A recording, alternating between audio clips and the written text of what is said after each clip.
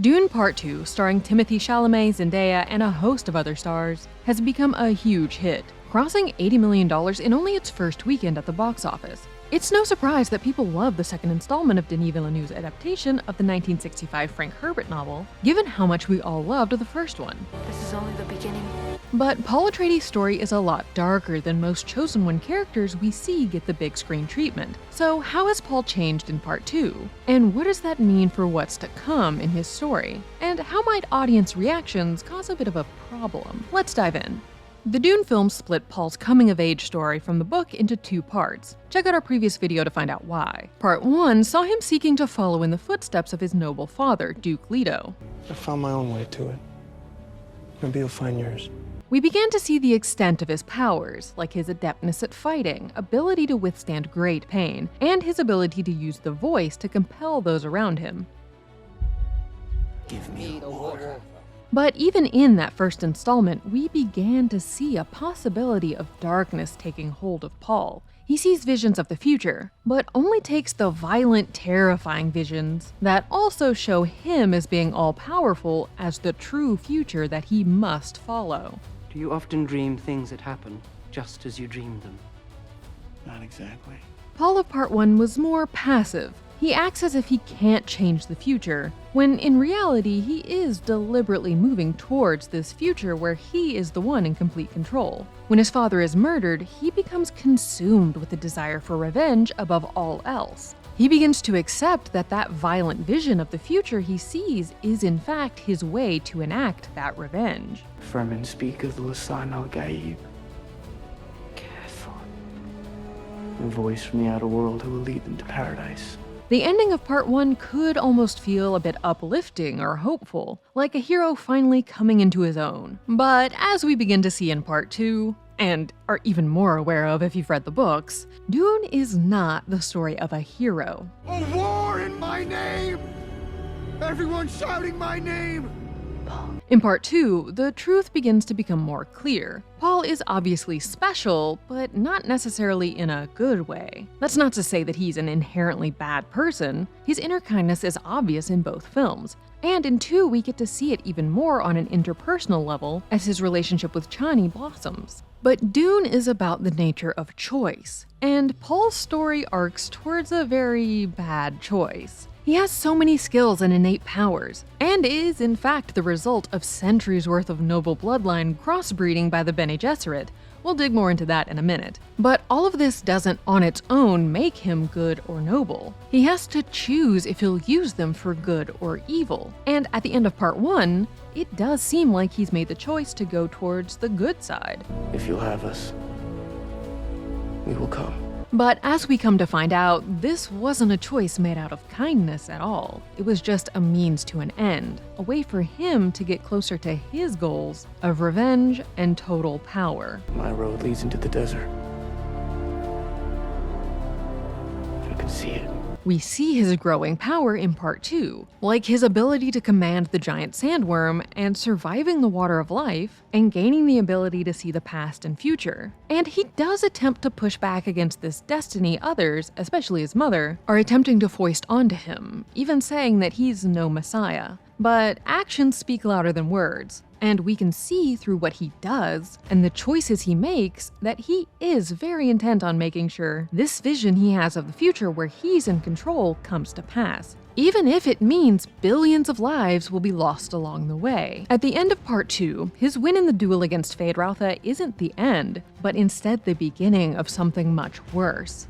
The Great Houses make it clear that they do not accept him ascending to become the leader of the known universe, and so he orders the Freemen to attack, finally igniting that prophesized holy war of his visions. He also makes it clear that he cares about revenge above all else when he murders the Baron. Villeneuve said, "This hunger for revenge that resides in Paul resurfaces and gives him the strength for this final attack, knowing it will open the door to chaos and ultimate catastrophe. There will be a holy war fought in his name. It's a match into a gasoline tank, a very high price to pay for this revenge." Holy war spreading across the universe like a quenchable fire. While While deciding whether or not you'll give in to your visions of the future might be difficult, choosing what to eat is easy with the help of today's sponsor, Factor. Eating better every day is easy with Factor's delicious ready-to-eat meals. Whether you're breaking out of your winter rut or just looking for something good to eat while watching your favorite show, Factor's pre-prepared, chef-crafted, and dietitian-approved meals get delivered right to your door, giving you one less thing to worry about. No more dealing with prep and cooking and cleanup. Factor meals are 100% ready to heat and eat. There are over 35 different options to choose from every week,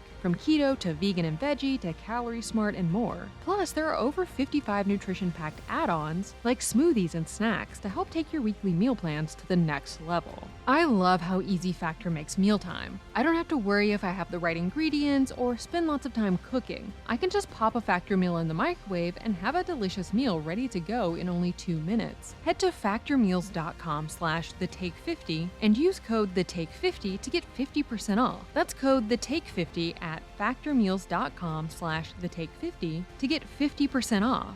Chani has a very important part to play in Paul's story. In part 1, she was mostly a vision he saw. He knew that she was important for some reason because of that, and so when they finally meet near the end, he knew he needed to get close to her. In part 2, we see that she isn't on board with the whole idea that he's a prophet, but they grow closer and she eventually comes to respect him. And it's through Paul's choice in his treatment of Chani that we can really see that she was right not to trust him. While he tells her he loves her, he chooses to agree to marry Princess Aurelium when she offers herself to him if he'll spare her father's life. Paul is more interested in becoming part of a galactic power couple and ruling the universe than he is with being with Chani, because his priority has always been himself and his own arc towards power.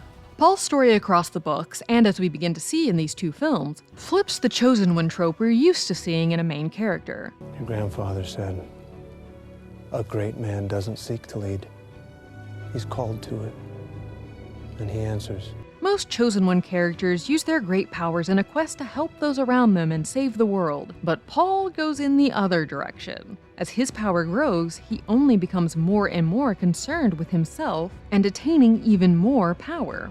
His story is loosely inspired by the Greek myth of Atreides. Atreides is actually the patronymic form of his name. In the Greek myth, he and his twin brother were exiled for killing their half-brother in their quest for the throne. They continued to battle for power, eventually leading to Atreides cooking his brother's sons and feeding them to him in an attempt to get him exiled. Atreides ends up getting murdered by his adopted son, who has a dark story of his own, and his 2 biological sons went on to cause the Trojan War. Paul wasn't actually even meant to be the chosen one. As we learn, the Bene Gesserit had planned for it to be Jessica's grandchild, but then she had a son instead of a daughter and threw everything off course. Instead of using his great power to do good, he instead decides to use it for his own advantage. He shows the problem with holding special people up as perfect idols who will single-handedly save us. Putting all of our eggs in their basket can really screw us over big time. His story highlights the dangers of blindly following charismatic leaders. They can lead to the light, but also into extreme darkness if we're not careful. And if we don't stop them before it's too late, their quest for complete control can destroy us all. You were the chosen one! It was said that you would destroy the Sith, not join them! Bring balance to the Force, not leave it in darkness! Being split into parts allows the films to slowly show his descent into darkness, giving up more and more of his humanity in his quest for power each time. This is effective in helping us see the how and why of his turn. Like in the books, we have more time to come to understand his choices, instead of having to feel like we're speedrunning his entire arc in one film. This helps his change feel less out of the blue or forced, like we've seen with some other turns towards evil on screen. Invrappa tolvi o vio nindrontirederat. Tolvrio pregelat. And having us start out rooting for him only to come to see that he's actually a huge problem could really get people to think about their own connections to and reverence for idols in new ways. But there's also the concern that audiences won't think about things that deeply, and will just continue to assume that because he's the main character, he must be correct and we're supposed to be on his side.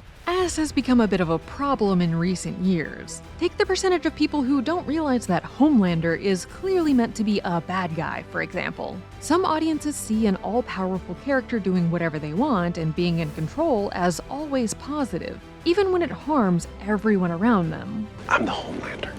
And I can do whatever the fuck I want.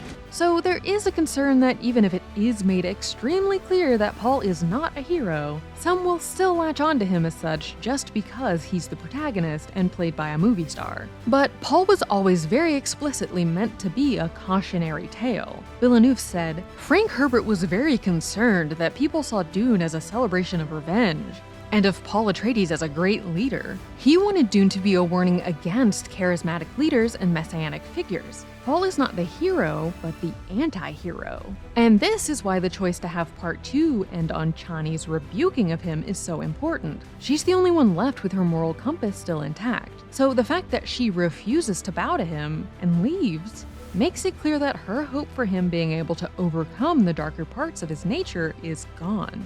He is not anyone's hero.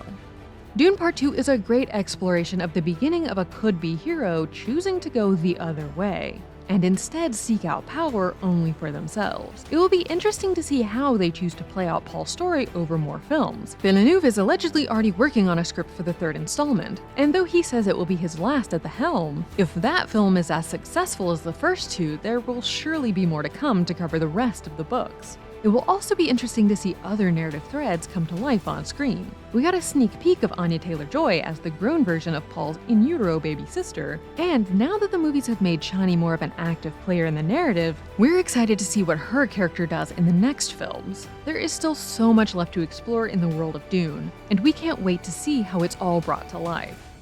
That's the take! Click here to watch the video we think you'll love, or here to check out a whole playlist of awesome content. Don't forget to subscribe and turn on notifications. And make sure to subscribe to our Patreon for exclusive new videos.